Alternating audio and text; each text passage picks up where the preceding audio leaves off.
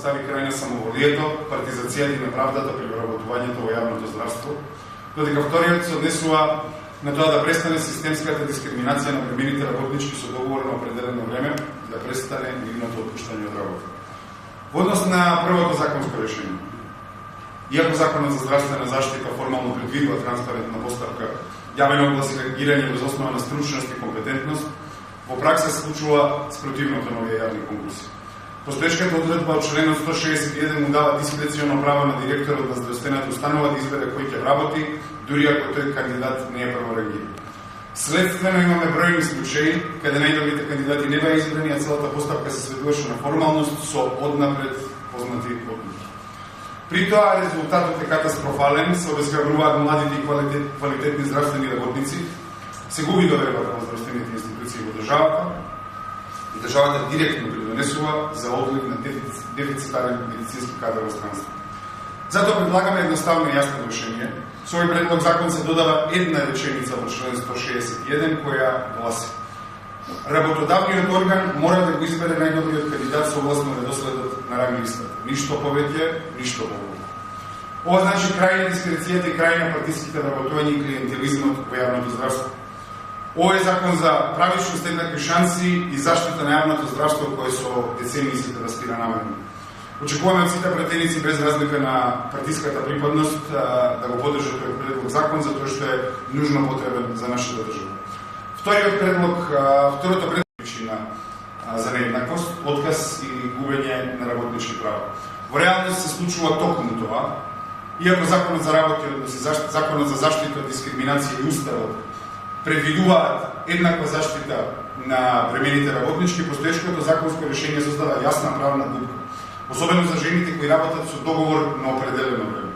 Што значи тоа во пракса? Тоа е дека времената работничка ги ужива сите права додека трае договорот, но со истекот на договорот на определено време ги губи сите права поврзани со временоста и родителството. Ова е чиста дискриминација, овозможена со член 101 став 3 од Законот за работни односи, кој дозволува договорот на определено време да престане и покрај временоста. Повторно предлагаме јасно решение кое ќе биде прифатливо за целото собрание. Пред се предвидуваме дека договорот за вработување на определено време автоматски се трансформира во договор на неопределено време доколку жената достави потврда за бременост од овластен лекар или надлежен орган. Второ се брише одредбата што овозможува престанок за работниот однос поради истек на договор на определено време кога станува збор за бремена работничка. Трето се воведуваат јасни и сериозни казни за работодавците кои нема да ја почитуваат оваа обврска и нема да го трансформираат работниот однос. Со ова се обезбедува континуитет на правата поврзани со бременост и породилно отсуство и се испраќа јасна порака дека мајчинството не сме да биде казнено ниту ризик за екзистенција. Во надредена положба над екзистенцијата на нашите граѓани, во овој случај премените жени. Сакаме да подсетиме дека во претходниот период неколку пати интервениравме во оваа материја. Прво предложивме дуплирање на породилното отсуство кај мајките, ова не беше прифатено.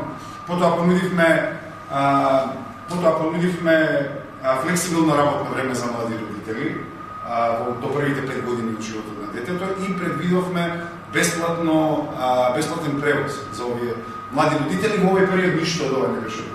И остануваат проблемите на оваа група граѓани за парламентарно мнозинство. Тоа ќе биде одлука на ВМРО-ДПМН и на премиерот, но јас ќе кажам дека многу не радува тоа што се зборува, затоа што кога се зборува се гледа и крајот на тунелот од овој темен тунел на десничарска власт на ВМРО-ДПМН вреди и знам. Еве вие гледате дека имаме власт која најголемиот дел од енергијата го посветува во борба со синдикати, со неистомисленици, не задолжува се подолго дури трае владењето на оваа констелација, тоа повеќе ќе бидеме задолжени. Ние сега кога се однесува на самите парламентарни избори, јас ќе ви кажам, после овие речиси 2 години парламентарна активност на левица и особено после резултатите во главниот град од локалните избори, каде што ние успеавме да обединиме многу различни групи на граѓани кои не беа дел од интегралното гласачко тело на левица, но беа обединети како одговор против ВМРО-ДПМН, тогаш ние и тоа како сме ентузијастични за предвремени парламентарни избори, затоа што мислиме дека можеме да го зголемиме